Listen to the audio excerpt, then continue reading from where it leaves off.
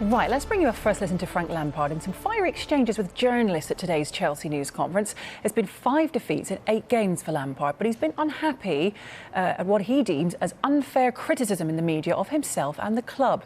Here's an extended listen.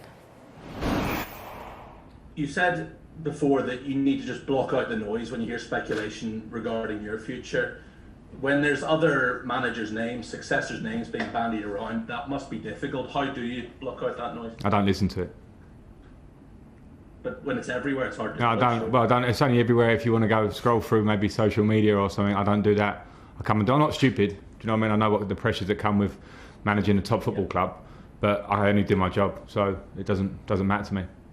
Is it any more difficult because of the fact you were a player at Chelsea for such a long period of time and you experienced firsthand how ruthlessly managers... No, absolutely not, because my career here as a player was fantastic and it's set in stone. And when I say fantastic, I'm not giving it the big I am. I'm talking about the success that I was proud to be part of at the club. And the link I have here with the fans and the support I get from them is amazing. And I knew when I came into this job as a manager that can change the tone of it. You know, there are things that you can't control going forward. You do your best, and I'll continue to do that all the time while I'm managing the club, because I feel the club. It doesn't change how I feel. Wherever I'd work, it's the kind of person I am. Wherever I work, whatever the club it is, I'll give my all.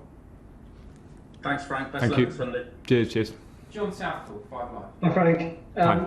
As you mentioned, you've seen the pressure as a player from the other side of the fence on managers at Chelsea. How are you finding it at the moment? How tough a period is it for you? The pressure's fine. Listen, you're obviously more happy when you're winning games. You know, I was more happy in November and October than I've been in sort of mid-December onwards. But come to the territory, I think you can look around the Premier League and you can see teams this season that have had problems, teams now that are having problems that we're not used to having problems. So for me, I just have to get on with the job. I mean, you know the hierarchy at this club better than probably most people. Have you had a chat with them? Have you spoken to them? I'm not going to talk about private conversations. So I played here for a long time, but the situation changes from being a player here 13 years to managing the club. So I have much more conversations with the hierarchy than I ever had as a player.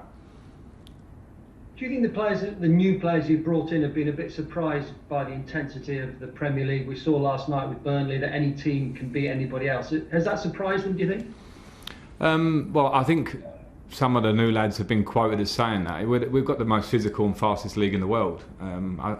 We feel that here, and I think it's pretty clear to see. So, when I talk about players needing adaptation, and we've seen great players need time in this league to kick in, especially when they're young, because they come to this league fresh, then it's very normal if they do feel like that.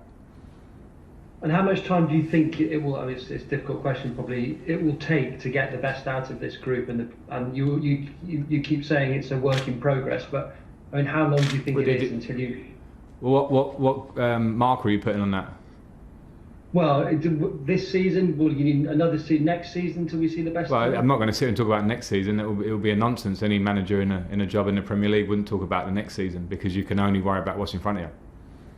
I mean, will it take that long to get the full potential out of the new players to settle into the Premier League and see? Well, again, I'll ask you the same thing. What's the marker on that? What are you talking about to get someone playing, like Eden Hazard did in the prime of his career here? What are you asking for? Yeah, well, this season, when are we going to see the best of the new players? I suppose the question. That's what we're working to, yeah. Okay. Liam Twomey. Hi Frank, I wanted to ask a question about Peta.